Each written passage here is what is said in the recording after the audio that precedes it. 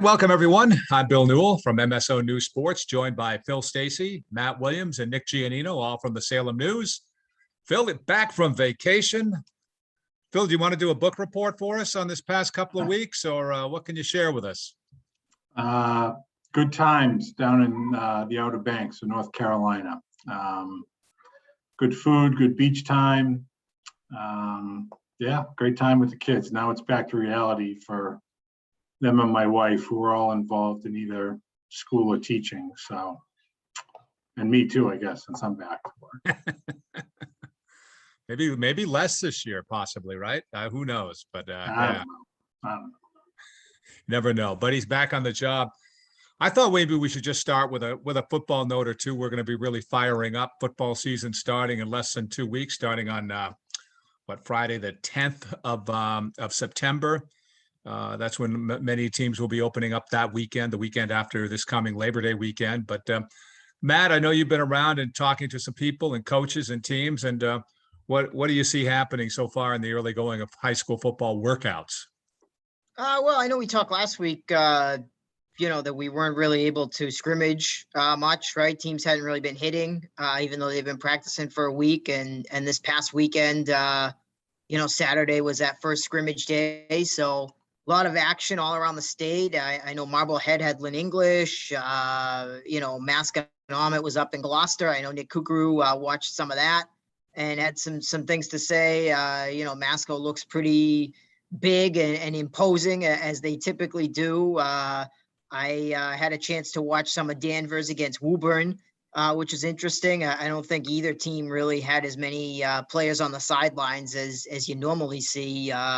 Looking a little thin there, but certainly some nice hits, some nice thuds, as you like to see. I know Peabody had Linfield and had some pretty good reports, and the Tanners are ratcheting up the scrimmage schedule. They've got Andover on Tuesday, and they've got Everett on Friday in a simulated game scrimmage situation. So they have got two of the top 5 teams in the state coming in to try to get them ready for what they know will be a very difficult season. You bring in teams like that to get ready to play teams like Marblehead and Swampscott and et cetera. So interesting opponents there. Not sure. Haven't heard much about the parochial schools, St. John's. Not sure what they've been up to. They were awfully quiet on the Twitter sphere. The Boston papers, you saw them at some of the big school scrimmages, the Everett against Lowell, Central Catholic and St. John Shrewsbury and Brockton, but haven't heard anything about the prep, which is, I think, kind of how Coach Saint likes it. He likes to lay under the radar, and, then he can say that his team is not getting, respect or being thought of very highly or what have you. So interesting. The prep's a little bit under the radar. Bishop Fenwick, same thing. I mean, they lost so much from last year's undefeated team. I know their annual scrimmage against Danvers, I believe, is on Thursday this week, if I'm not mistaken. So, so that's always a good take as well. So I'm sure the Crusaders are rebuilding, rather than reloading. They got certainly some options, quarterback, running back, receiver. I mean, for all the talent they lost, they do have some fun guys coming back. So that's just sort of a snippet of what's going on. I mean, certainly some good takes around the area. Nice to see, the former teams, like I says, Marblehead and English. Nice to see the Lins kind of still involved on the periphery, even though they've left for the GBL, things like that. So it's ramping up. I mean, it's ramping up. It's weird. It seems like kids are going back to school earlier. I saw a lot of back to school photos today, which is weird. So scrimmages are going to be happening for football, after school, which feels weird to me. I mean, I don't know. I can't remember in my days, maybe once in 4 years having a scrimmage, after school. It seemed like, you went back to school and then it was game week. So it's just a little strange feeling to me, but I don't know what you guys have heard from your various moles or sources about that first week of live action. Yeah. I'm curious to see, and I haven't talked to Mike yet, so I don't know. I don't know if one of you guys has or not, but I'm curious to see what the mood is over at Pingree. I mean, those guys must be ready to tear down the goalposts to attack the field, having not played at all last year. They obviously start later than everybody else. That prep school schedule, they play an 8-game schedule. And I don't think their first actual game is until is it the 18th or the 25th, maybe? It might be the 18th. So those guys must be really raring to go. I'd be curious to see what preseason is like over there. And I know they've got some talented kids over there, college potential and big size linemen and whatnot. And of course, the last time they played, they were champions. Here comes Kooks. Yep. Who was at a scrimmage? You can tell us about one, but Yeah, that's definitely right. interested to see what's going on with Pingree. I know Marblehead is scrimmaging this week. I want to say they're scrimmaging in Haverhill on Wednesday. Beverly has one. Beverly had one with Winthrop on Saturday out at Winthrop. I guess that went pretty well. Got another one coming up this Saturday. And Ipswich will be looking to have their first scrimmage. That's what I know. Nina, what about you? As far as football, haven't gotten too far into that yet. I'm kind of making my round here, starting with the golf and the boys soccer. I'm going to dive more into the football this week. So hopefully have more on that next week. But in terms of personnel, players, teams like that, not much to offer at this juncture. Nick Kukuru, let's go to you. Welcome from the Gloucester Times. And I know you were at the Masco Gloucester scrimmage. And what was your take on, or at least saw parts of it anyways, maybe the whole thing, but what happened? I saw the starters in, so I got a gist of that. Masco as usual was big and physical, maybe not as huge as they usually are. They usually got a couple 300-pounders, but they still had plenty of athletic big men that could hit. So they definitely won the physical battle there. For sure. I know they had a couple big targets. I didn't get a ton of names, but they had a couple big targets in the passing game that could really come down with the ball. Their quarterback's big. He could run guys over too. So they look like they're going to be a lot to handle. As for Gloucester, they got a few skill guys trying to get, some creative ways to get them out on the edge to make some plays. They got, their whole backfield back from a year ago. So we'll see how their line comes together, but that was a tough matchup for them, their first scrimmage against Masco. I don't think they were too disappointed and surprised that Masco kind of handled them a bit physically. I think they wanted to get a game in against a team like that because, they're going to be playing Beverly, Peabody, Danvers down the line, so they're going to have to be able to play that style at some point. Well, we can jump on to some other topics because we'll be doing a lot more football, I'm sure, next week with the big opening kind of preview of what the high school football season has in store for us. Nick Giannino, golf, what do you have for us? You have not a lot this past week, but a few things happening. Yeah, well, I've like I said, I made the rounds there, talking to the coaches and some of the players for the local team. So guess we can jump right into the high school stuff. Start off with Danvers, I think. They got a new coach for the second straight year after Jeff Avedian stepped down a few years ago. They brought in Ryan Hayes this year, who, Phil, I'm sure you might be familiar with. He's a hockey guy. I've known Hazy since he was a high school freshman. Yeah. There you go. So great guy. Danvers guy, teaches at Danvers, definitely knows his golf. He helped out with Jeff Avedian for a while as a JV coach. He's also done baseball. He helped out with Roger Day with the JV program when Roger was there. Yeah, he was a 3-sport star in high school: golf, hockey, and baseball. I mean, he was best known for hockey, but he was a hell of a golfer and an excellent baseball player as a power-hitting first baseman. Yeah, so I think hockey's probably his first love. He was telling me, he had a child, and then he stepped away from the golf, had another child, stepped away from the baseball, but kind of stuck with the hockey. And now, obviously, the position opened up for golf coach at Danvers, and he stepped in. So looking forward to seeing what they can do this season. They're usually, one of the classes of the NEC when it comes to golf. They got some young kids coming up that should be pretty good. I think their top player, at least as of now, is a sophomore, Bobby Fish. But speaking of, to a lot of the coaches in the Northeastern Conference, kind of a crapshoot. A lot of new faces on these teams. Kind of tough to pick a clear-cut favorite to win that conference or to kind of be the power of that conference this year. We got a new coach over at Masco too, familiar name, Hector Longo, who's done some writing obviously with the Eagle Tribune for quite a while now. So he'll be taking over at Masco. Let's see, Beverly, they got a nice transfer, came over from St. John's Prep, Aiden LeBlanc, who was the Prep's top scorer, believe it or not, for his first 2 years of high school golf as a freshman and sophomore. So Beverly's getting a really good player. He's from Beverly, grew up in Beverly, went to Beverly elementary schools and decided to come home. So he's going to be a junior there and probably Beverly's top golfer, alongside senior captain Cam Cook. So the golfers are ready to go. They're getting going. First matches on Tuesday. They kind of, Actually, a couple matches today, I think. A couple matches Monday. Yeah. So there you go. I mean, they're ready to roll. They had about 10 days of practice and tryouts, and they're diving right into it. So it's nice. I mean, they only had a 6-week season last year.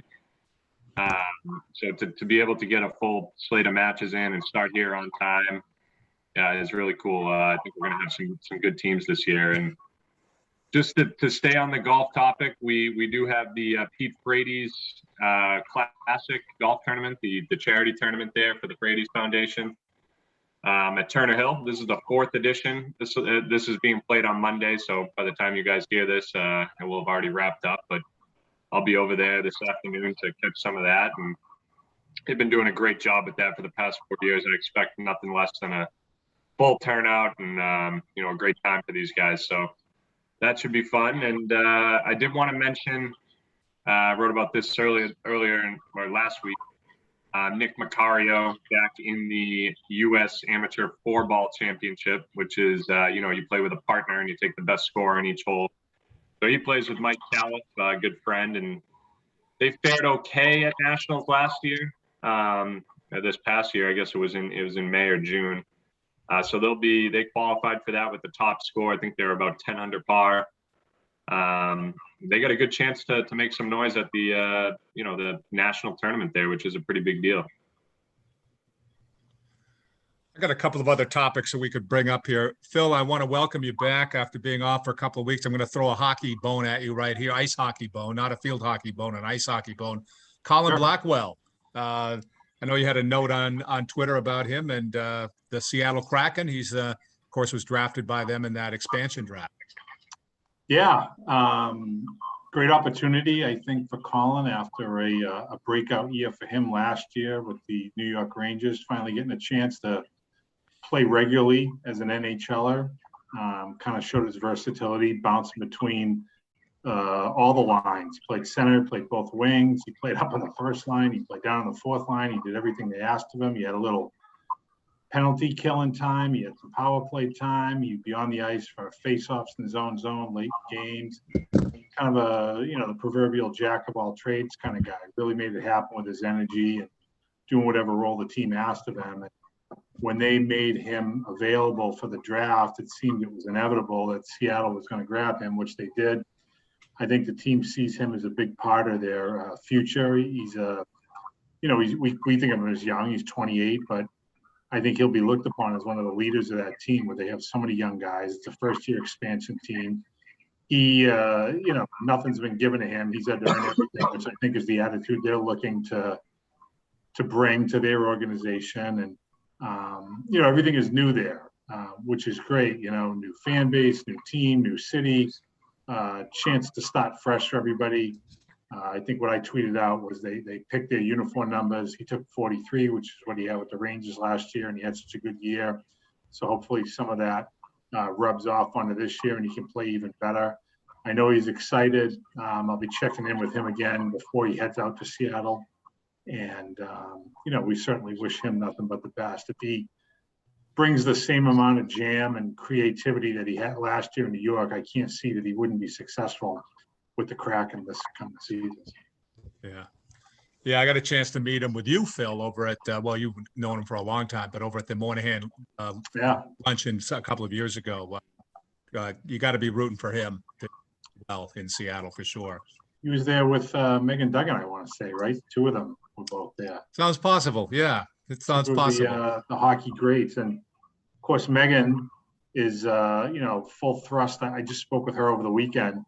She is full bore into her new job, working with the New Jersey Devils, which is fantastic. She's one of a number of high-profile female former players who are now employed by NHL clubs and analytics and working with scouting departments and player development and things like that. And she was visiting her in-laws up in Canada with her wife and her son George, and I said, "How's it going?" She's like, "It's been a lot, learning a lot," but she's really excited for the season to begin, which at this point is less than 2 weeks before they start to convene for training camps and whatnot. We're still focused at this time of year on football and whatnot, but hockey starts up really early. So she's geared up for that. And we can talk more about all of our local hockey people on another podcast. But she and Colin were both there that day at the Moynihan luncheon. Two great people. I don't know if you talked about it when I was out, but Willie, maybe you did, about the fact that Danvers has a new coach, Kevin Fassett, for hockey. I'm not sure that we did talk. Well, maybe we did mention that. Yeah. Okay, so you don't need me to go over that, but that's a nice get for Danvers. Yeah. Kevin's got a great hockey background, played up in upstate New York where he's from. Really is his first love, he told me. But coaching football was the path that worked for him at the time, but now he's able to do both in Danvers as an assistant for Ryan Nolan on the football team, and then he'll be the head man in hockey. So we're looking for him to carry on that great Danvers tradition. Matt, Yeah, I want to. that's one of those, that's one of those deals like the Bishop Fenwick baseball job, like the Pittsburgh Steelers. I mean, what is he, the fourth head coach in 45 years, something like that? I mean, that's what you call the big boy job over there. I mean, all that history, all that infrastructure in place. I mean, it's got to be a coach's dream to be able to come in and have all that stuff in place and just kind of worry about the hockey and the teaching. I mean, that's about as good as it gets. Yeah, I think I just did some quick math in my head when you said that. I think he is the fifth head coach in the last 45 or 46 years, Willie, because you have John Gillis, who started, I want to say 75, 76, somewhere in there. Of course, Kevin Flynn had that long tenure in Danvers, followed by the great Kevin Brown. And of course, Steve Baldassari kept that going. You did have Andrew O'Neill as the acting coach last year for a few games, but Kevin steps in, and I know he's not looking at this as a quick hitter type thing where he's only there for a few years until the next best thing comes along. He's here for the long haul. I mean, he loved the coach here for 20 years, and he I think is well aware, having coached the Beverly junior varsity program under Greg Fonzie the last couple of years, of what the conference is like and what the rivalries mean, what it means to go up against a Beverly, a Gloucester, a Marblehead, now a Masconomet, teams like that. So he's eager to get after it. And, while he's fully focused on football right now, I'm sure he has an eye on hockey and getting non-league games for his team and setting up ice time and, trying to get, players involved who maybe hadn't played before or were looking to play or whatnot. So I'm sure Kevin's going to do very, very well. And I think Danvers is going to benefit because of it. Oh, no, it's funny. There's so many new coaches, but yet there are, so many long-serving ones too. It's just interesting to see, some teams that are very successful have a lot of coaching turnover, right? And some teams don't. It's just kind of an interesting thing. You never know these days. I think sometimes in some situations that maybe it's not the coach's choice, but circumstances happen which either force their hand or it just becomes, this is not what's best for my family and I. Not all circumstances, certainly, but it's a much different landscape than it was, I would say, even 10 years ago. And I think We all know that from all the coaches that we deal with and all. But sticking with new coaches, and we mentioned in Danvers, Nino talked a little bit about the golf. I've been trying to reach out to some field hockey people yesterday and today with that season coming up. And of course, new coach in Danvers this year, the great Kristen McCarthy, who didn't even pick up the sport until she was a junior, and then went on to have like a record-breaking career. 2 years at Danvers High, was the player of the year for the Salem News and the Northeast Conference as a senior. Had a terrific career at Endicott College. She helped out with the program last year under Jill McGinnity, and now that Jill stepped down to, Jill's coached for many, many, many years, and now she wants to watch her own kids play. Her daughter will be the starting goalie as a sophomore this year. It's Kristen's turn to take over the program. When you talk about Danvers having success in various programs, field hockey's right up there with hockey and baseball and some of the other soccer, some of the other programs where they've had a lot of success. And I think Kristen will be looking to carry that success on, both with her own knowledge of the game and what she's been able to learn from Jill and some other coaches that she's had.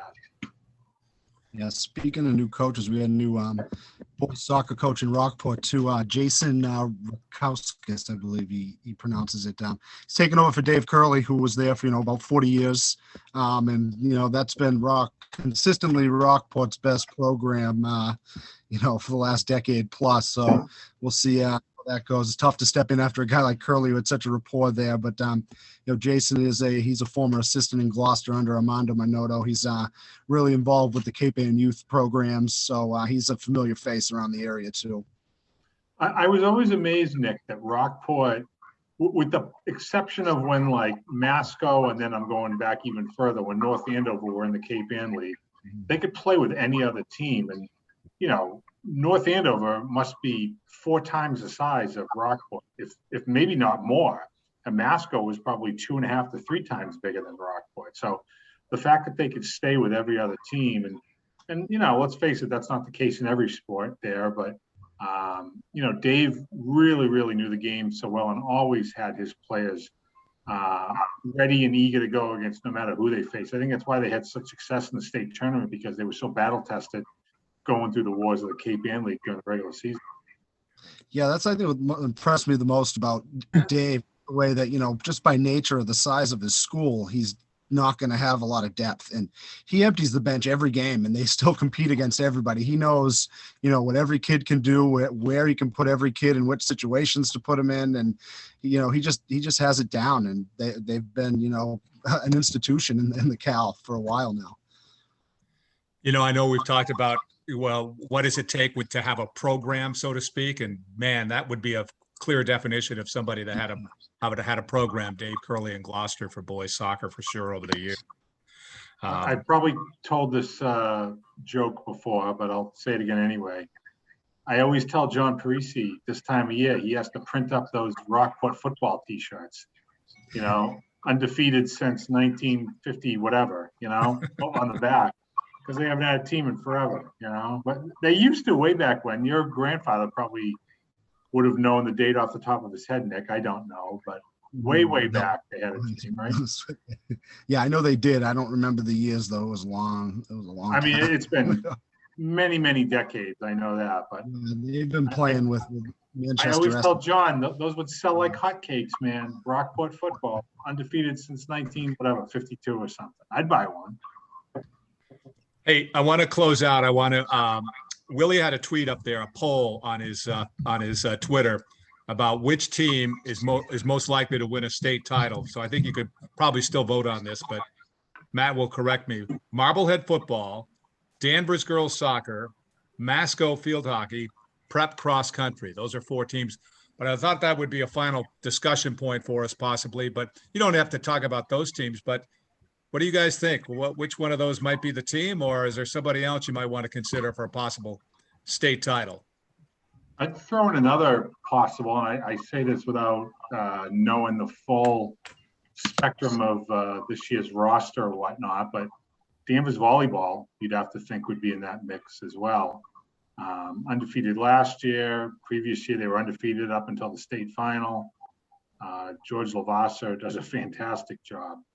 there. But what were those choices again? You had Marblehead football, Masconomet field hockey. Danvers girls soccer and prep cross country. Oof.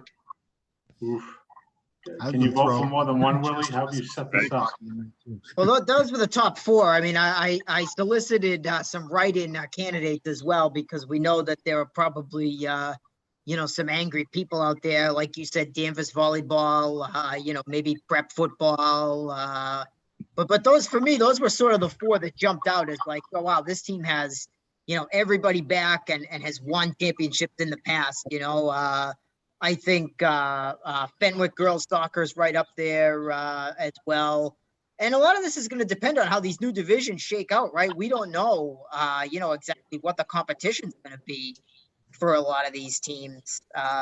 Hamilton Wenham, for instance, in boys and girls soccer. I mean, if they're dropped down to Division 5 or 4, I mean, that's going to give them potentially an advantage. And that seems holds true for a lot of the Cape Ann teams. I mean, I'm guessing Nick Cook's Manchester Essex field hockey, if they've moved down a couple divisions, they're away from Watertown now. Well, yeah, there's not going to be too many teams in the state that can play with them, that are of their size.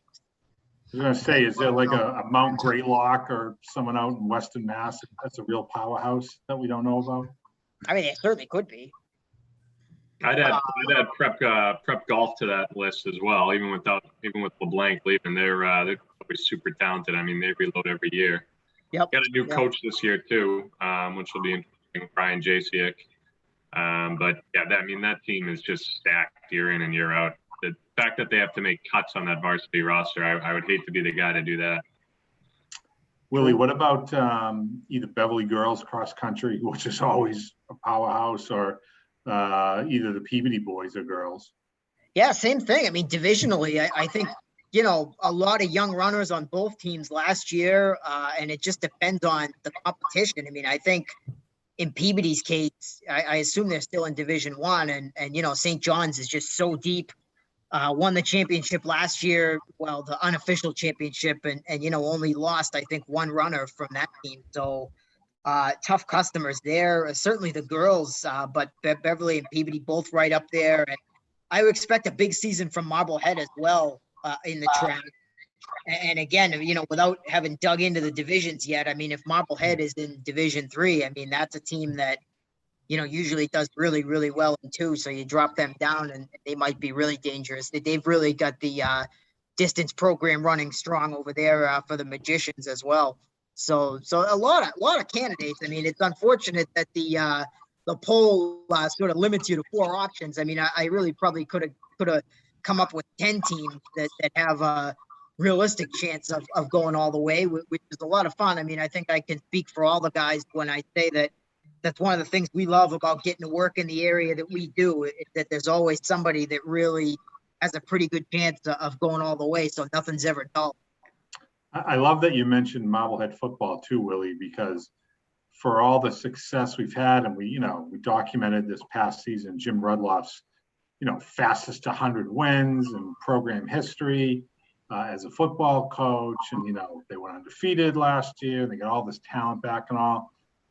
They haven't won a state title. It's not as though that's a black mark. It's certainly not, but they've been to the finals, twice, I want to say, Willie? Two times to Gillette. Yeah, both defeats. And, interesting wrinkle. One of the main contenders there in that Division 3 this year is Milton of us. So we could get Dembowski and Rudloff at Gillette for those of us that covered their games when they were at Marblehead and Swampscott 10 years ago. That would be quite the sight to behold.